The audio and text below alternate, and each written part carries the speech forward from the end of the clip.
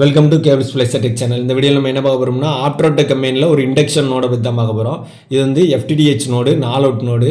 இதில் வந்து என்ன ஆப்ஷன் எக்ஸ்ட்ரா இருக்குன்னா வித் பவர் ஸ்டாப்பரோட இருக்குது. அதாவது இந்த மாதிரி நம்ம 4-way FTTH யூஸ் பண்ணும்போது இந்த மாதிரி டைப்லாம் நிறைய பேர் யூஸ் பண்ணியிருப்பாங்க. இதில் வந்து என்னென்னா பவர் ஸ்டாப்பர் வந்து கிடையாது. கஸ்டமர் எண்ட்லேருந்து ஏதாவது ஒரு பவர் வந்து ரிட்டர்ன் பவர் வந்துச்சு அப்படின்னா டேரெக்டாக இந்த மாடியூலுக்கு போகும்போது இது வந்து உடனே ஃபால்ட் ஆயிரும். நம்ம இதை மட்டும் தனியாக மாற்ற வேண்டிய இருக்கும். இந்த மாதிரி அடிக்கடி ஃபால்ட் ஆகும். ஆனால் இந்த மாதிரி பவர் ஸ்டாப்பர் இருக்க இண்டக்ஷன் நோடில் வந்து அந்த பிரச்சனை வந்து இருக்காது. ஏன்னா இதிலேருந்து வாரத இந்த பவரை வந்து பின்னாடி உள்ள கெப்பாசிட்டரை அரெஸ்ட் பண்ணிக்கிடும்.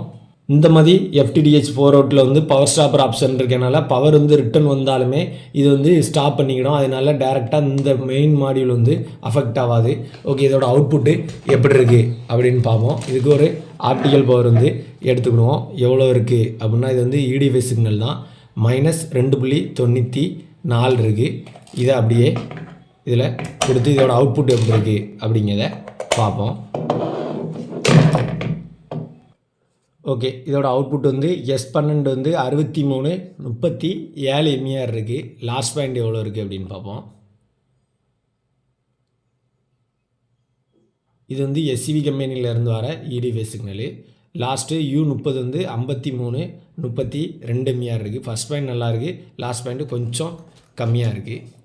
ஓகே, இந்த சேம் ஆப்டிக்கல் பவர் எடுத்து பவர் ஸ்டாப்பர் இல்லாத இந்த நார்மல் FTTHயில் கொடுத்து அதோட அவுட்புட் எப்படி இருக்குது அப்படின்னு பார்ப்போம். இது 63.37 MER ஃபஸ்ட் பாயிண்ட் வந்துச்சு.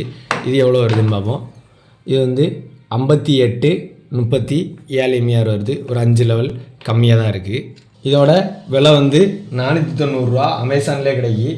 பவர் ரிட்டர்ன் வந்து அடிக்கடி நிறைய பேருக்கு சில FTTH இந்த மாதிரி 4 அவுட்டு 2 அவுட்லாம் அடிக்கடி ஃபால்ட் ஆகும். அந்த மாதிரி இடத்துக்கு வேணால் இந்த மாதிரி யூஸ் பண்ணிக்கலாம். ஆனால் என்னோடய சஜஷன் வந்து டேரெக்டாக ஃபைபர் டு ஹோம், அதாவது கஸ்டமர் எண்டுக்குள்ளேயே சிங்கிள் அவுட்டு போட்டு டேரெக்டாக செட்டப் பாக்ஸில் கொடுக்குறது தான் நிரந்தர தீர்வு. RFல கொண்டு போகும்போது எப்படினாலுமே லாஸ் ஆகிட்டு தான் இருக்கும். இதில் 63 dBங்கிறது நல்ல அவுட்புட் தான் வருது. எனக்கு பர்சனலாக இதில் பிடிச்சிருந்தது வந்து இந்த பவர் ஸ்டாப்பர் ஆப்ஷன் தான் எனக்கு பிடிச்சிருந்தது. அதுக்கடுத்து சுற்றி இதோட பாடியுமே பிளாஸ்டிக் பாடியில் தான் கொடுத்துருக்காங்க. அதனால் இடி டயத்தில் ஃபால்ட் ஆகுது வந்து கம்மியாக தான் ஆகும்.